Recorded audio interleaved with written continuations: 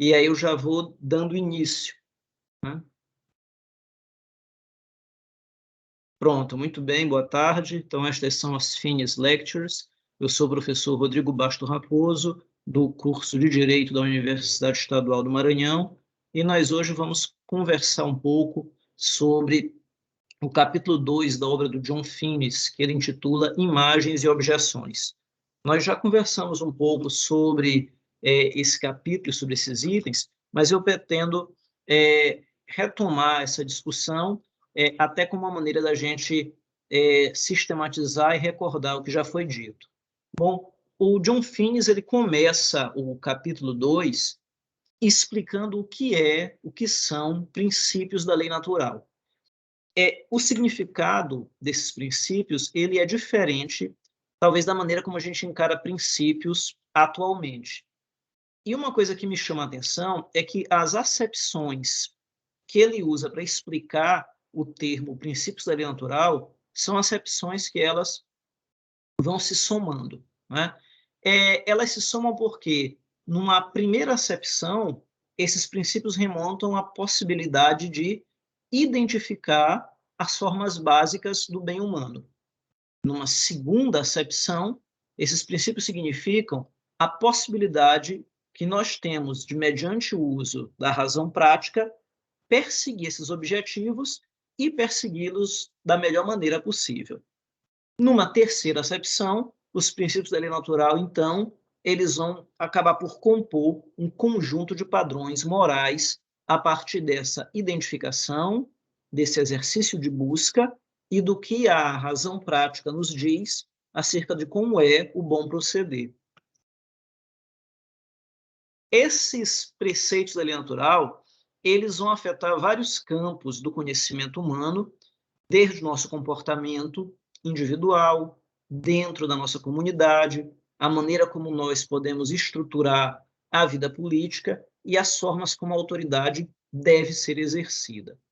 Então, a ideia é que nós temos na lei natural uma teoria que pode nos oferecer guias para a ação que serão balizas bastante práticas para a nossa vida, dentro do círculo pessoal, familiar, político, profissional e nas relações do cidadão com a autoridade e da própria autoridade com o poder que ela exerce.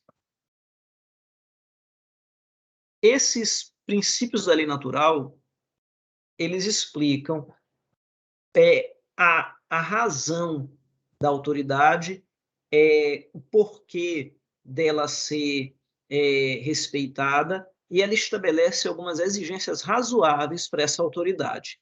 De certa forma, quando Finnis fala os efeitos e para que vai servir a lei natural, ele está antecipando para nós, nesse primeiro item do capítulo 2, ele está antecipando qual é o projeto da parte 2 do livro. Ele está antecipando o que ele vai desenvolver a partir da noção dos bens humanos básicos que ele vai desenvolver na parte seguinte da sua obra.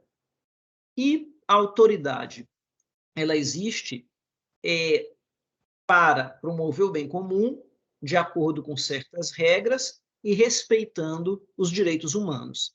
Essa concepção de direitos humanos é uma concepção que a gente vai, ao longo do tempo, ao longo do curso, a gente vai refinar para tentar compreender o que são esses direitos humanos. Por ora, nós podemos deixar, até como, digamos, uma hipótese provisória, que esse respeito aos direitos humanos é algo parecido, algo análogo ao que nós normalmente entendemos, né, por direitos humanos, agora na contemporaneidade, né? Evidentemente que não é isso, né? Mas a gente pode trabalhar com isso, né, como uma hipótese e para estabelecer um contraste, né? E aí, à medida que a gente for conversando, a gente vai lapidar essa pedra para tentar entender, afinal de contas, qual é o cerne dessa noção de direitos humanos no pensamento do John Finnis.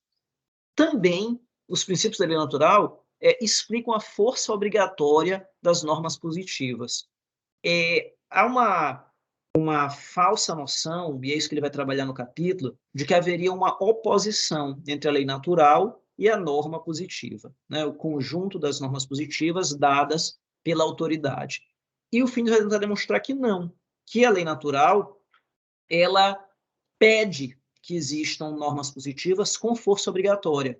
Então, não é que a lei natural ela dê a força para a norma positiva, né? Não é que a lei natural ela seja a condição para a existência da norma positiva, né? Mas a lei natural, enquanto uma condição de compreender o bem, buscar o bem, tirar dali uma série de parâmetros morais, a lei natural exige, como um complemento, e para regular muitas áreas da convivência humana, né, exige as normas positivas. E a gente vai ver isso logo à frente.